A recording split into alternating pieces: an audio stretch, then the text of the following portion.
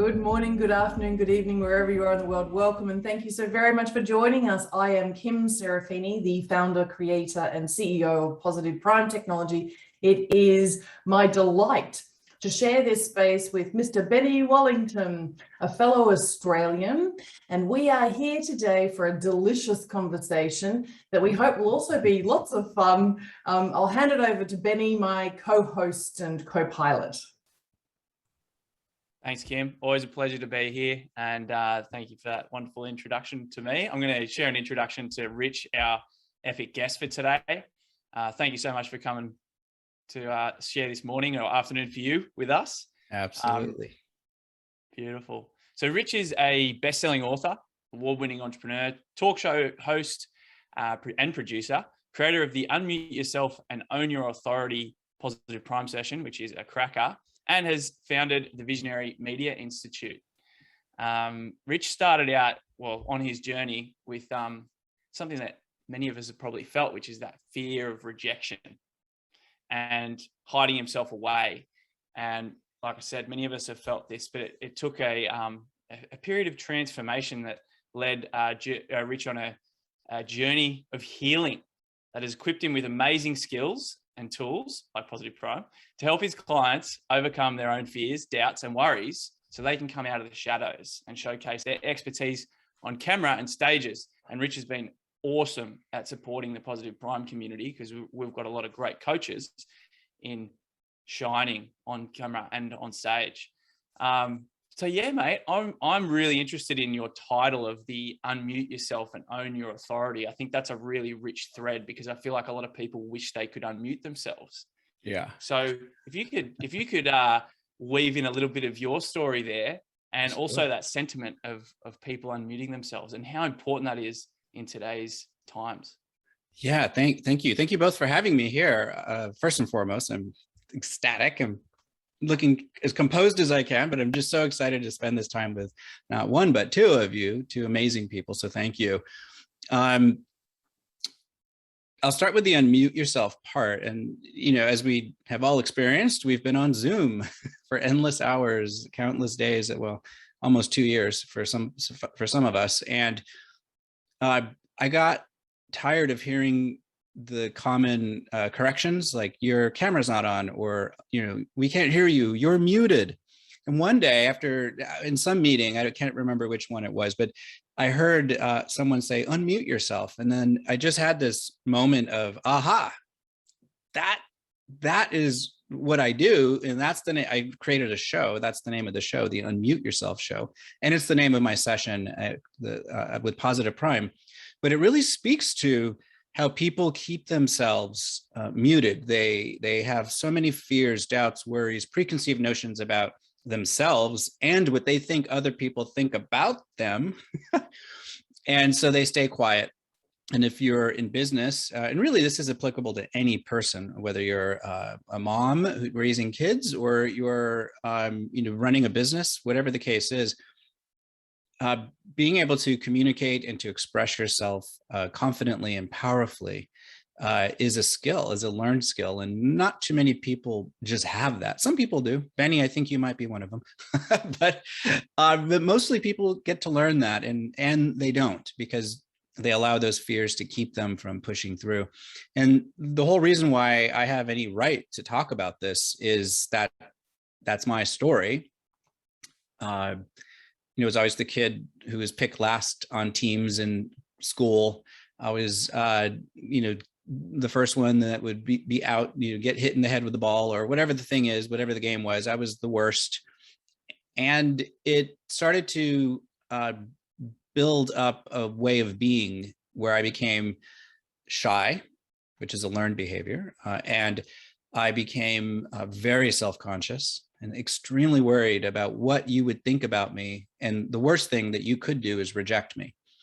And so there were just instances throughout my life where I could find evidence that people don't like me, there's something wrong with me, I should just stay quiet. And eventually, years later, and living in New York City is when I realized, oh, I can stay that way, or I can get over it and figure out how to do that and see what happens.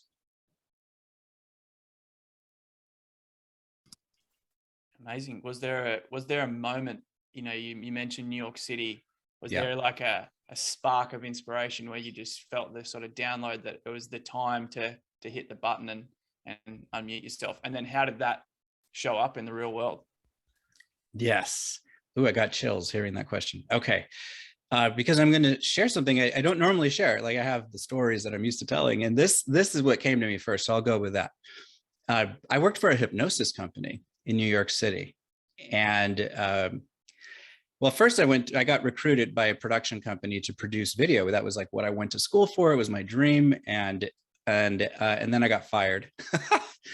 I think you should get fired at least 10 times in life because you learn a lot from being fired.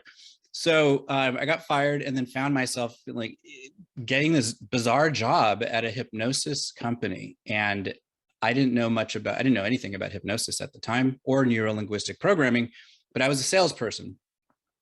And I had 30 minutes to take a person from who usually was in some kind of life-threatening situation. They were morbidly obese, or they were missing a lung already because they couldn't stop smoking. Those were the more severe type of people. And then people who just wanted hypnosis to do better in school.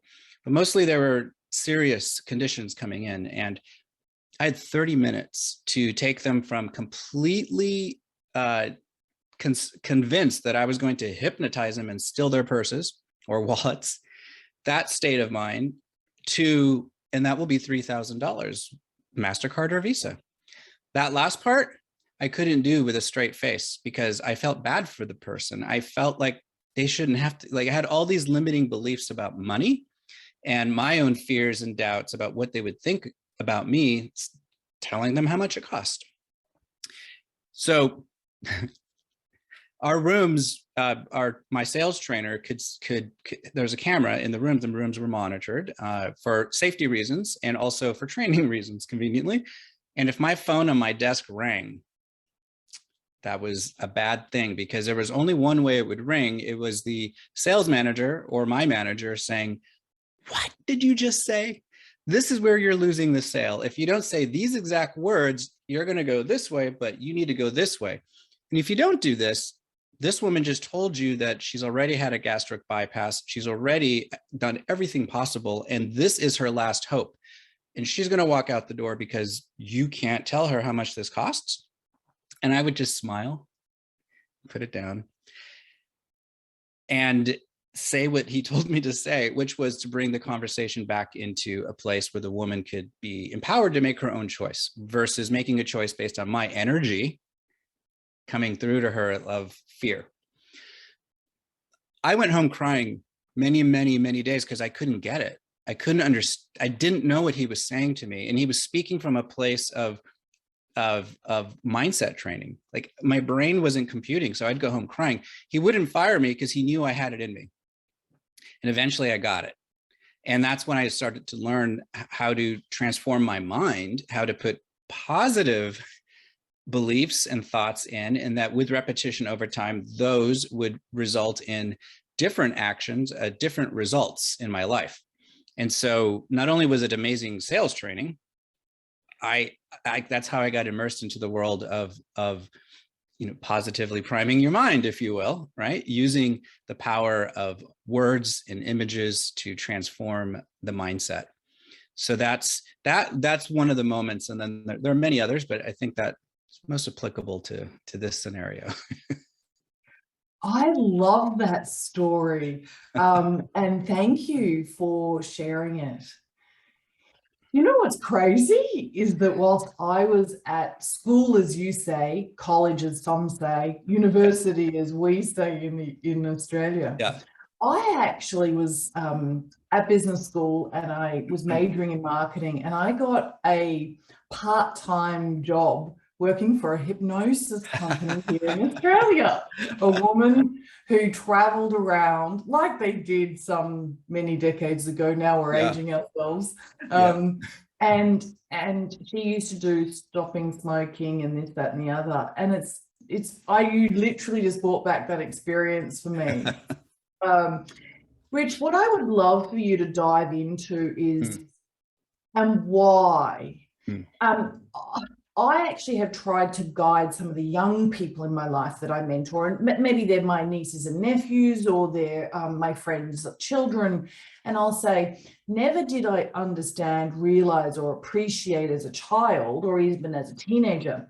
However, I was drawn to drama classes and theatre, and I asked my parents if I could go and join the local it wasn't necessarily a club, but it was going and learning how to, put on these performances and act and so forth. I was never going to be a singer because my voice for singing is tragic, terrible. However, what that then led to was I was a great debater. And at the ladies, boarding school that I went to, we had these, fantastic competitions debating, and I was excellent at it. It gave me a confidence that no doubt has served me my whole life. And I don't think I'd be where I am if I hadn't learned the art of oration. Tell me, Rich, why is it important for somebody who is really gripped in their midlife? Why is it important for them to go on a journey with people who will nurture them and care for them and support them and guide them and show them how to unmute themselves? First of all, not how do you do that? First of all, why is it so important? I've never been asked it that way. I love that. What comes to me immediately is, especially the kinds of people that I tend to work with, but to keep it general, I think everyone has a sense that they're on the planet for something more than just going to work and paying the bills, that there's something that they're here to do. And many people lament about that, and stick to what they are doing, even though they hate it, or it's not producing the results they want. Right. There are some people who start the exploration of like, there is something, I don't know what it is, but let me start poking around and looking around. Right. And then there's the people, I would say, like us, who we've been through all those stages and we're doing what we believe we're meant to be doing in the world. And there's these levels of it. I'm still learning how to do more, of what I do in the world and how to do it better and provide more value and nonstop. But why is it important to do it in groups of people? That's the part that caught my attention. It's interesting in this conversation. I'm having lots of visual images happening. Thank you, Kim. We're in the quantum field, people.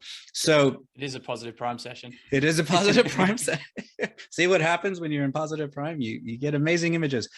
In sports, in the world of sports, which I am not a big part of, it's not a thing I follow, but lots of people do all around the world.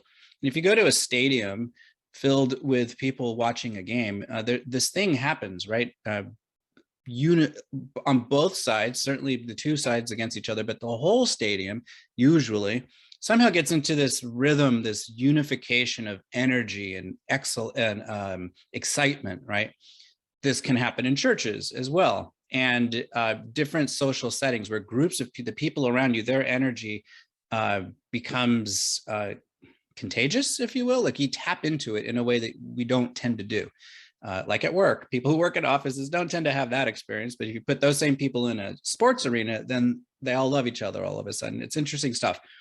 So that energy that happens in groups, when it's focused towards something like-minded, when there's a positive purpose behind it, helps to free you. It opens you up. I know people, who go to events, big events like a sporting event, who like they scream their head off. They're excited. They're being boisterous, but they don't normally act like that. But all of a sudden, they're free to do that. And I think when it comes to transformation training, which is more along what we're talking about, when you're doing that with a cohort, with a group of people who are all on that same journey, there's great support. There's a tremendous amount of momentum that can happen because that same energy becomes contagious. People tap into it, and then pull each other forward and are able to support each other. Those who may be lagging, there's always someone in the front of the pack. It brings people together. That said, if you are one of those people who knows you're on the planet for something more than paying bills and just going to work and getting by, and you're watching this, there's a good chance that you might be at the stage of exploration or deep into it. And something like Positive Prime, it's like, will catapult you. Watching these sessions, listening to the coaching pearls, I get catapulted. I was watching Benny's Pearl today and I was like, oh, this is amazing. Like, who is this guy? And it grows every day. There's more and more content, available to Positive Prime members. And this is an example of community and being able to learn from each other, people who are like-minded, to help see where you can be going and to see that others are doing it too. And I think that's the point I was trying to make, is when you see someone else doing that thing that you want to do, it becomes more real and tangible, and you can see a path forward. I love it. I love it. I love it. This is such an awesome conversation. For me, what was also sparking, the reality is that I also believe that when we are muted, whether it's Brené Brown's work around vulnerability, sometimes I actually think that there is a physiological destructive, more than just disempowering outcome if you don't actually learn to have beautiful conversations in context with confidence about that which matters to you. And I know that I wouldn't have had the ability nor the calmness or connectedness in having some of the really tough conversations of my life with the people who really mean a lot to me, had I not mastered the arts around how do we express ourselves, how do we hold space to allow others to express themselves. Yes. Right. And so one of the beautiful things that I've noticed, Rich, about you and your work is that I think that there are a couple of preconceived ideas about people who might teach people to be more theatrical, want the attention themselves. And it's actually not even close to the truth, because you in your power allows somebody else to feel like they're the rose that can unfold. Yeah. Right? It's a gift. Yeah. It's a real gift.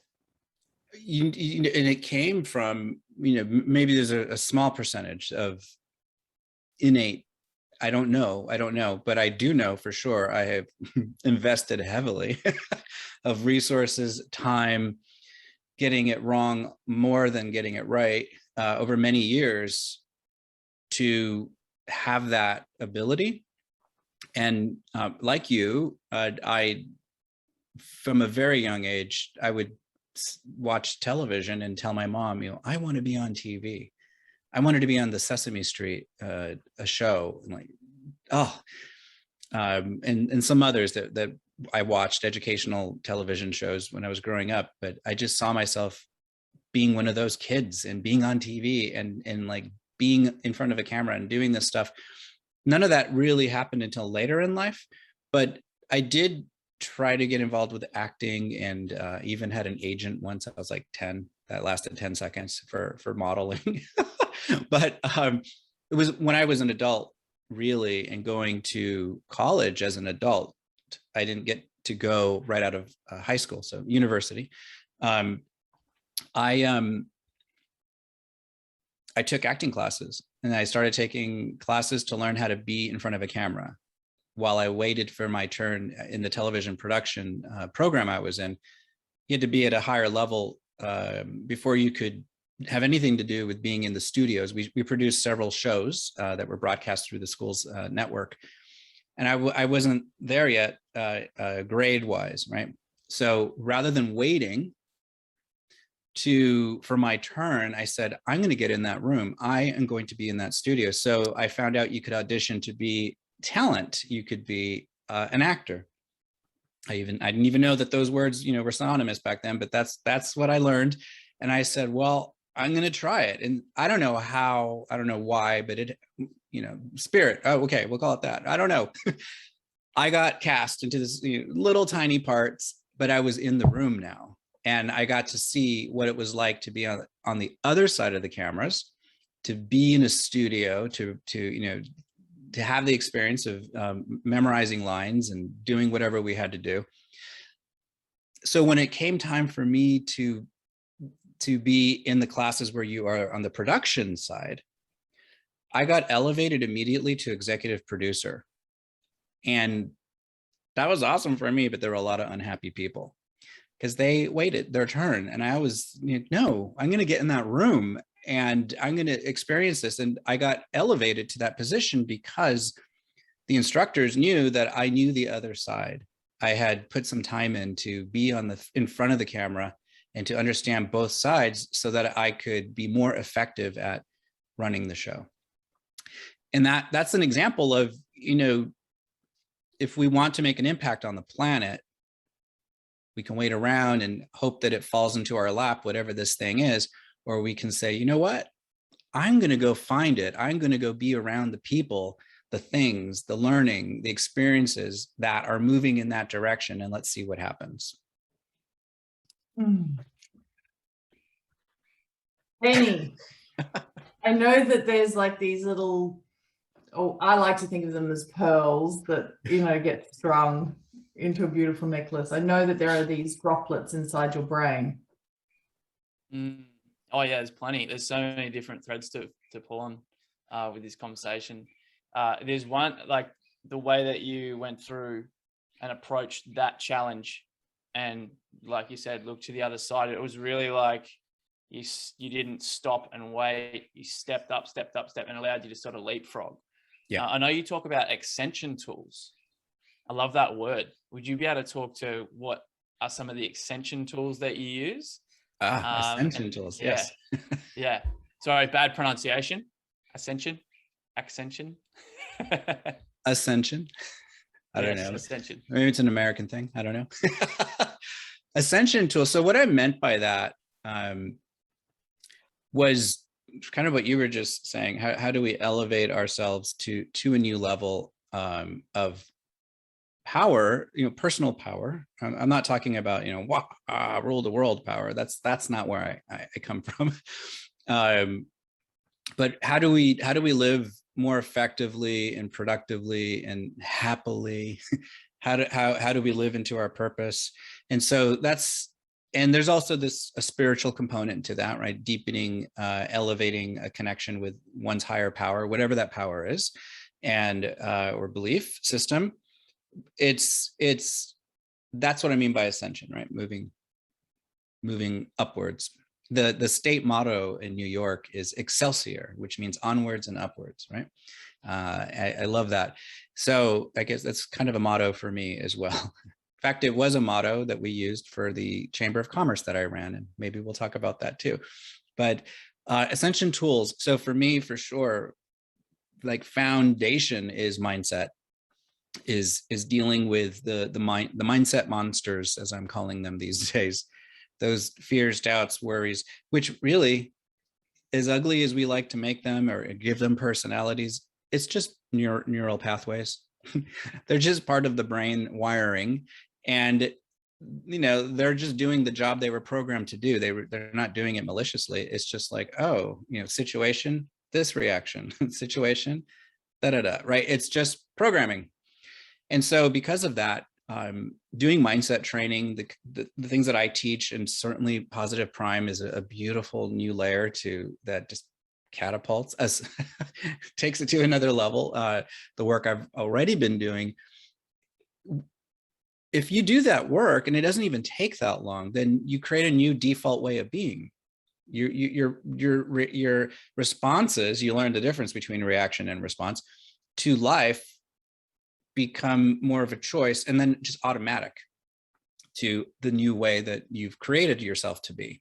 And that to me is foundation. All the other stuff that might come after that is going to be on kind of sand. It's not going to be on a bedrock foundation. And so that's for me where ascension work, if you will, even in the program I teach now, which is the Authority and Visibility Accelerator, that's where it starts. Mindset. Mindfulness, another layer of this, the being aware. How do we become self-aware? How do we learn to, this is where the response versus reaction part comes in, but how do we have a thing happen and then be able to build a pause in and choose how to be in, or not. My favorite is not responding at all, because maybe it doesn't require it. So these are ascension tools. And then it can get deeper. You want to talk about chakras and intuition and all of those levels. Those are things that are all built into what I call ascension tools. And the reality is that there's no way you and I would be where we're at, right, without them. Exactly. No way. I was in this extraordinary experience yesterday, and I was pitching, so I was presenting, and there was a panel of judges, and one of the judges was so obvious in his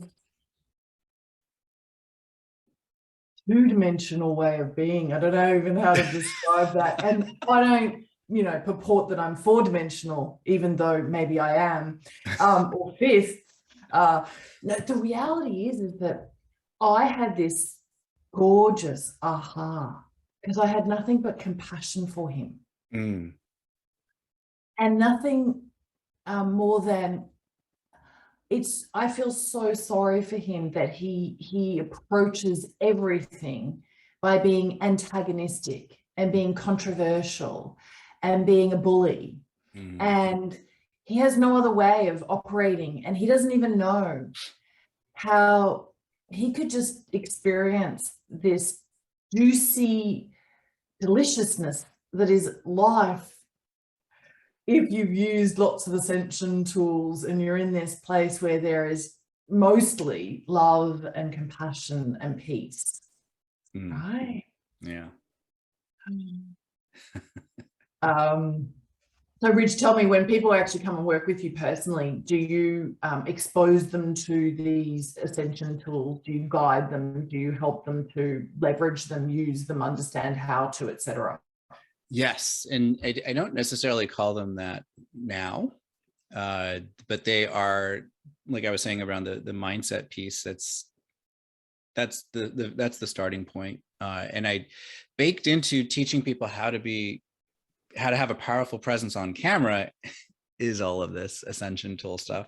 And I think that's what differentiates me from just being, the technical video guy, which I'm not. Lots of other people who know way more about video than I do, or being, the stage presence guy, and or the charisma coach, right? There's a lot of those people. I have, because I place such a high value on this, this approach to being and producing that from the inside out versus learning techniques, is what provides a space for people to step into their own transformation and to see pretty quickly, like, oh, I don't have to be muted anymore. My message is important, and I do have a right to put it out there. And there are those people who are ready for me, and I don't have to be for the world. I only need to be for the ones I'm for, but it's my job to show up so they can find me and I can provide value to them. That's the framework that I work under. And to get those kinds of thoughts, though, we have to deal with the underlying limiting beliefs, the mindset monsters. And so that's why it starts there. And sometimes people are confused because they think I'm going to just start talking about cameras and and techniques. And I say, no. It's a little bit of work to do first. Yeah, that's awesome. Yeah, I mean, the self-confidence thing, and for someone to be able to hit that button is such a big step. I love what you Yes. said before as well about sometimes we need to keep ourselves muted because yeah, I probably talk too much sometimes. But I noticed in your and Kim's pointing at herself as well. That's why we have so much in common. We love to yarn. I noticed in one of your pearls as well, Rich, about taking that, it was on visualization, and it was, you know, taking the breath and slowing down. So then I think, like, when you're ready to unmute yourself, you come from that place of being and centeredness. And so that's so super beautiful. That's coming through. I'd love to know where in your life you think positive prime can be most useful to the world to unmute those who need their voices heard. Well, I mean, what I'm doing now is in the program that the group coaching program that I'm leading. It's now it's not a requirement, but it's a very lovingly strong suggestion that people start using positive prime because of what it does to like escalate your progress and so quickly, you know. It's part of the foundation of what I talk about now as a powerful mindset training tool that I think everyone should be using, especially if you are in front of others or want to be in front of others, sharing a message. And this can mean school teachers. This could be police officers. This could be anybody who's communicating, right? Which is most people, right? As a profession though, being able to do that, like Kim, like you were saying, with confidence, with poise, with effectiveness, having conversations versus cramming information into someone's mind that they're resisting, right? There's a big difference in all this. Positive prime to me is a great tool for doing that. So I'm, of course, a huge fan and excited now that I have this new program that I'm offering that, in fact, I just created this part of the training, and I was so excited to layer that part in and to put the link in there so they could go try it. And, you know, more people will get exposed to it that way. And then right before we went live here on this interview, I went live on Facebook talking a little bit about like my preparation techniques and how, even though I've done this a million times, I still get nervous. And I talked about positive prime, and I put the positive prime link in the comments so people can try it because I know people are, you know, watching what I do. Even if they don't comment, people are watching what we do, right? So. Oh, it's so true. It is so true. Rich, you know, the interesting thing also about positive prime, which I'd love, in case there's anyone listening and they don't really get this, part of the art and science, but let's call it the magic of the reality of a positive prime session, is that you personalize it by uploading your own photographs. And from recreating these new neural nets, what that actually does is, if you see photographs of yourself, your pets, your family members, your friends, you see anything that you identify with, and I use that word specifically, what happens is that the content, so the message of the session, becomes integrated into your identity. And when we behave from who we believe we are, everything changes. And so a lot of people don't necessarily have the transformation that they really want, or the change that they really want, because their identity hasn't necessarily caught up with their desires.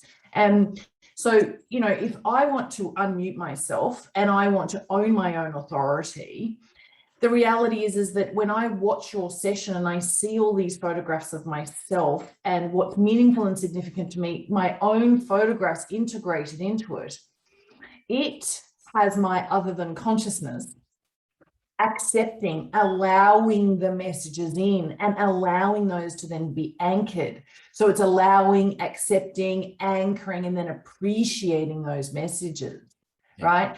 And even though it might seem like we're really confident and competent, as I was just mentioning before, in this pitch competition yesterday, I had incredible nerves. I needed to watch your session. And there's actually scientific research that's been done about people who positively prime themselves prior to an interview for either a job or a promotion, they actually usually succeed. And weirdly, there's actually some research that suggests that the package that's offered has more in it. So more reward, more riches. Isn't that amazing? And people don't know. I'm not surprised. That is actually that's a fact. It's the placebo and nocebo effects. It's also the Pygmalion effect at play. So anybody who wants to go and Google these kinds of things, those are good we ones. integrate those kinds of principles into a session. But anyway, Rich, I would love to ask you, for those people who feel like they never know enough, right? There's always somebody smarter, somebody more experienced, somebody more skillful, more talented, and they have this uneasiness around owning their authority. Is there anybody out there? I wish we could have this interactive right now. Who can tell us that they feel like this? And Rich, what would you say to them about how do you actually, as Benny just used the word centered, how do you become very centered and balanced in that knowing of yourself that you actually are allowed to be, it's worthy and deserving of the exchange for you to own your authority without ego? Yes. Oh, I like the last, what you just added to the end of that is, I think where people get confused. As in my experience, I've worked for whatever reason, people from many different kinds of religions get drawn to me. So I've worked with super Christian people and Mormon people and everything in between. And then certainly, the woo-woo people, the whole spectrum. It's very interesting. And I grew up very Christian, certain kind of Christian. And I know that in many religions, there's this idea of being pious or humble, which I think is falsely understood. And they confuse that with talking about themselves or talking about what they do in the world. And so that's another reason why people are muted, because there's like a deep-seated belief system that says, no, that makes you ungodly, right? Which do a whole talk just on that concept. But there's as you know, there's a term for this called imposter syndrome, when we feel that we're not worthy, we're not good enough to put ourselves out there. Talked a lot about for sure, especially in the corporate world, in the coaching world, we hear imposter syndrome. Did you read the article I wrote about this? I wrote an article about this fairly recently that got published in a couple of different, online medium.com and something else. Anyways, it's very common. And going back to the mindset work really is there needs to be some exploration into getting underneath why those, acknowledging that those feelings are there. Sometimes people don't even realize that they have a belief of I'm not worthy under the surface. They know they feel unworthy, but they don't know that they have a belief that says I'm not worthy. Here's an opportunity to present yourself. We'd like you to get on camera and tell us your story. Oh, no, I can't do that. I'm not available, right? But underneath that and all that fear was, I'm not ready. I can't do that. I don't look good enough. I need to lose 10 pounds. I'm not the right person. Why would you pick me? Like all thoughts that happen, which are lies, right? And underneath all of that is that thought monster, mindset monster. You're not worthy. You're not worthy. You're not good enough. And so you got to get to that root. I'm not interested in how that got there, although that's an interesting exploration. Go to therapy and talk about it for the rest of your life. That's not going to change it. You'll just have a very empowered limiting belief. I love therapy. There's a time and place for it, but I've had it many times. It's been helpful, but this is a different concept. Identify the belief that doesn't work for you anymore and choose how you would rather be instead, and start putting that belief into your mind, practicing it. Even if you don't believe it coming out of your mouth yet, it'll work. I'm living proof, 100%. That's why I do what I do. I was shy. I believed you hated me, that you were going to hurt me physically. You're going to reject me. Those were the deep-seated beliefs, and they're still etched in my brain. We can't surgically cut them out, unfortunately, but they don't have the power they used to have. I have new ones that say, I am confident, I am charismatic, I am bold. Oh, my new one, thanks to you, Kim, I am exquisite. You said that in something we did. You referred to a man as exquisite. And I was like, oh, I'm going to use that in my mindset stuff that I do. So now it's on my list. I am exquisite. What will happen when that fully kicks in? And that's just how I am and who I be. What? You'll know when that happens. So imposter syndrome, the way you get around that is to identify those limiting beliefs.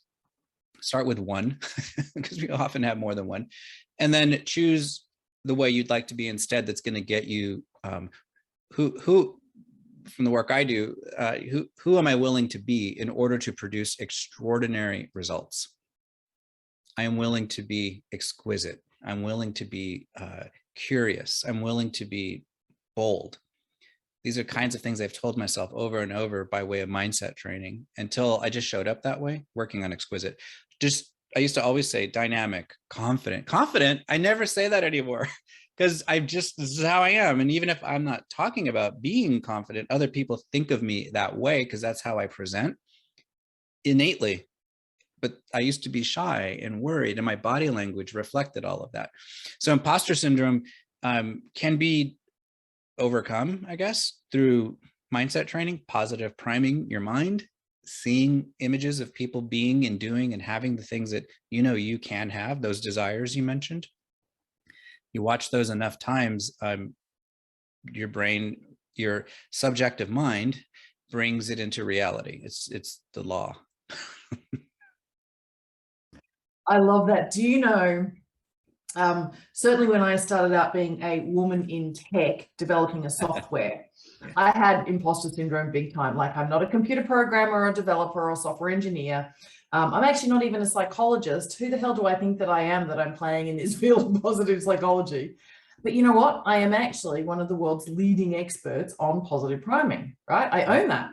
Yeah. I mean, I do. Did I actually apply myself? Absolutely, I did. Did I dive deep? Yes. Did I approach it with a comprehensiveness and a robustness? And did I demand excellence from myself? Absolutely, I did. Yeah. And what was fascinating was I looked around for other women in tech who were not computer programmers, right? Who didn't have the lingo and couldn't code. I looked for other women who were already in their 40s. I looked for not like these 23-year-olds that have inexhaustible energy like I used to have. And I had all of this like, oh, I can't possibly have one of these fast-moving, dynamic startups unless I'm willing to burn the candle at both ends. But now I know that that's just ridiculous. Who does that? Not in your 40s, 50s, you don't. You're wiser than that. Yeah, so I looked for these role models that made me feel like I am enough and it's okay to be me. And that's one of the pathways I chose. I remember having this, and I don't want to offend anybody by saying this, but I remember having this aha that Oprah had such a connection with her audience because she was not super skinny, and neither was her audience. And her audience would actually become disenfranchised and disconnected in a resonance if she was super skinny because they weren't. And so I started to actually understand that who Oprah was being in her physicality was actually the key to her super success with her audience. And that was the biggest, like, oh, you don't have to be anybody other than who you really are. You just have to be glorious in that. So you can add, I am glorious and graceful. You just read my mind. I was like, there's another one going on the list. Yeah, I love that story about Oprah. It's fascinating because I've watched, especially from the United States side of it, over my lifetime, essentially, her weight up and down and the big periods of time with losing weight and focusing on exercise. And I didn't know the part that you just talked about, though, that her audience would fall out of resonance because they didn't match anymore. That makes 100% sense. And I think that was making me think too. What's cool about Positive Prime is through the coaches and in the pearls and those coaches, many of them have sessions as well. Those are role models. Those are people who are doing that thing that you know is in your heart to do. And they may not be as far ahead of you as you might think they are, right? Or they may be super far ahead of you, but it doesn't matter. They're doing the thing that can help. I have to imagine from my own experience, every session that's there and every coaching pearl is there because those people, those coaches, those teachers care infinitely about the success of other people that they don't even know and who will never meet. We just know that if you hear these things, because these are things we heard in our lives, mostly we teach what we know and what we've had to transform or got to transform, that it could help someone else. And it's coming from that place of high energy and love, and knowing that if you just watch it for 3 minutes, something good might happen. And if not, then you saw some pretty pictures, but something probably good is really going to happen. Right? Yeah. What would you say, Rich, to anyone who's not positive priming yet? How would you help them to unmute themselves through the process of positive prime? Well, I mean, if you're not already a Positive Prime customer, member, hopefully you've heard it so many times in this conversation that you've already Googled it, and you're doing the 10-day the trial. Like, get it, just do it. And if you're still watching this at this point in the conversation, then you really owe it to yourself. I'll put it a different way. You may be doing a disservice to the world, certainly to you, by not taking that leap of faith to see if Positive Prime is a way forward to help you get what you want out of your life so that you can do what you're here on the planet to do. It's that important. And I don't say that lightly at all. I paid for Positive Prime too. I started as a customer, just like many others, and then found ways to deepen my relationship with Positive Prime. And I think it's really unique in the world of mindset training and mindfulness training and all the things that are cutting edge right now. This is that, and it's just, for me, I have a pretty set way of starting my day, and Positive Prime is part of that now. And I'm willing to add an extra 3 or 5 minutes into how I start my day because it's that important. I did one before we did this interview, like you were saying earlier, Kim.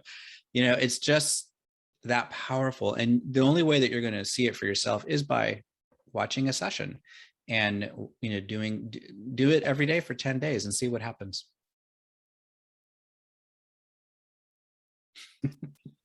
Thank you, thank you, thank you, thank you, thank you, thank you, thank you, thank you, thank you, thank you, thank you, thank you, thank you, thank you, thank you, thank you for being you. Thank goodness you've unmuted yourself. Thank goodness you own your authority. Thank goodness you are willing and were able to show up for me and Benny and all of the listeners and viewers. Yes. Thank you, thank you, thank you, thank you, thank you. My pleasure.